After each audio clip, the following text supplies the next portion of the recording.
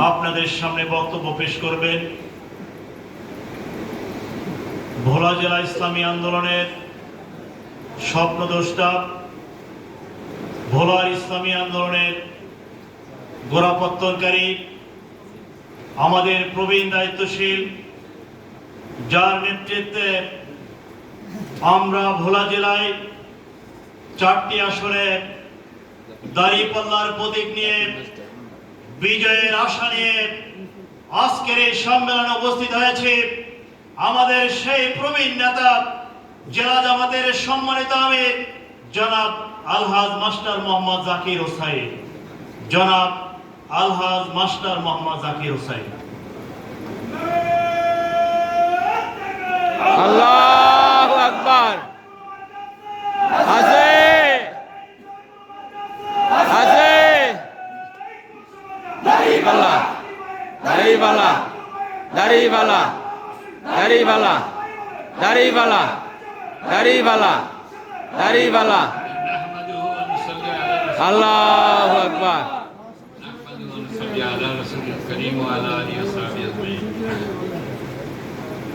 আজকের এই সমাবেশের সম্মানিত সভাপতি,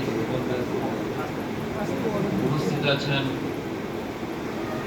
বাংলাদেশ জামাত ইসলামী ভোলা জেলা শাখার সম্মানিত সেক্রেটারি, কেন্দ্রীয় মন্ত্রিসভার সদস্য জনাব হারুনুর রশিদ ভাই, উপস্থিত আছেন আগামী দিনে ইসলামী আন্দোলনের যে আন্দোলন আজকে আমরা সফলতা অর্জন করতে চাই, কেন্দ্রের মনোনীত জাতীয় সংসদ সদস্য, জেলা নায়েবে আমির জনাব অধ্যক্ষ নজরুল ইসলাম ভাই, অন্যান্য নেতৃবৃন্দ, আমাদের মাঝে আজকের এই সম্মেলনের প্রধান অতিথি মেহমান এখনই আমাদের মাঝে এসে পৌঁছবেন কেন্দ্রীয় কর্মপরিষদ সদস্য, বরিশাল মহানগরীর সম্মানিত আমির, আমাদের আজকের প্রধান অতিথি। অল্প সময়ের ভিতরে তিনি পৌঁছে গেছেন, অল্প সময়ের ভিতরে তিনি এসে যাবেন। আমাদের সামনে সময় কম আছে, আসরের সময়ের ভিতরেই আমরা ইনশাআল্লাহ আমাদের আশা করি প্রোগ্রাম শেষ করব। ইতিমধ্যে আমরা অনেক গুরুত্বপূর্ণ কথা শুনেছি। কেন্দ্র কমিটিকে, নির্বাচনের কেন্দ্রীয় কমিটি যারা প্রতিনিধিত্ব করবেন, যারা নির্বাচনে ভোট সংগ্রহ করবেন, এজন্য বিভিন্ন পর্যায়ের যারা কেন্দ্রীয় কমিটিতে থাকবেন, সেখানে পুরুষ, মহিলা, ছাত্র ছাত্রী, শ্রমিক, যুবক, পেশাজীবী, বিভিন্ন ধরনের তাদেরকে নিয়ে আজকের এই প্রোগ্রাম। বাংলাদেশ জামাত ইসলামী যুগে যুগে নবীরা যেই দিন কায়েমের জন্য এসেছিলেন, সেই দিন কায়েমের লক্ষ্য নিয়ে জগতের জন্ম হয়েছে এবং সেই লক্ষ্যে পৌঁছার জন্য আমরা অব্যাহত প্রচেষ্টা চালিয়ে যাচ্ছি। আজকে বিশ্বনবী মুহাম্মদ রাসূলুল্লাহ সাল্লাল্লাহু আলাইহি ওয়াসাল্লাম গোটা বিশ্বের নবী হিসেবে এসেছিলেন, গোটা বিশ্বে তার দিন কায়েমের লক্ষ্য নিয়ে তিনি এসেছিলেন। কিন্তু সর্বপ্রথম মক্কায় আল্লাহর দিন কায়েমের জন্য ইসলামের বিপ্লবী দাওয়াত পেশ করেছিলেন। কিন্তু আমরা জানি যে সেখানে তাকে প্রতিকূলতার সম্মুখীন হতে হয়েছিল। কিন্তু এই দাওয়াতের প্রথম দিকেই মদিনার লোকেরা ইসলামের প্রতি আকৃষ্ট হয়েছিল।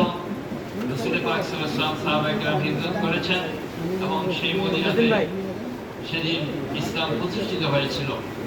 ঠিক তারপরে আবার মক্কা বিজয় হয়েছে এবং সারা বিশ্বে আল্লাহর দ্বীন বিজয়ী হওয়ার জন্য রাসূল পাক সাল্লাল্লাহু আলাইহি ওয়াসাল্লামের সময় সেই রোম সাম্রাজ্যের বিরুদ্ধে যুদ্ধ হয়েছে, পারস্য সাম্রাজ্যের বিরুদ্ধে যুদ্ধ হয়েছে এবং এমনি ভাবেই খোলাফায়ে রাশিদিনের যুগে গোটা বিশ্বে ইসলাম ছড়িয়ে গিয়েছে, যার ফলশ্রুতিতে এদেশও এই গোটা ভারতবর্ষে, হিন্দু প্রধান ভারতবর্ষে আজকে কোটি কোটি মুসলমান সেই দাওয়াতের কারণেই আমরা আজকে মুসলমান হতে পেরেছি।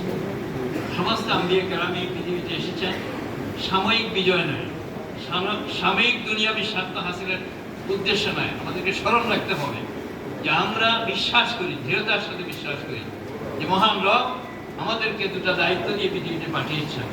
আমরা আল্লাহর গোলাম, আমরা আল্লাহর প্রতিনিধি, এবং এই দায়িত্বগুলো সঠিকভাবে পালনের মাধ্যমে আমাদের এই মৃত্যুর পরবর্তী যে আসল জিন্দেগি আমাদের শুরু হবে, সেখানে যে আমাদের জান্নাত প্রাপ্তির বিষয় রয়েছে, সেটার নির্ভর করতেছে এই আন্দোলনে, এই সংগ্রামে আমরা যথাযথভাবে আমাদের জানমালকে কোরবানি করে যদি আমরা এই ময়দানে তৎপর হই, তাহলে আল্লাহ রাব্বুল আলামিন আমাদেরকে সেই জান্নাত দান করবেন।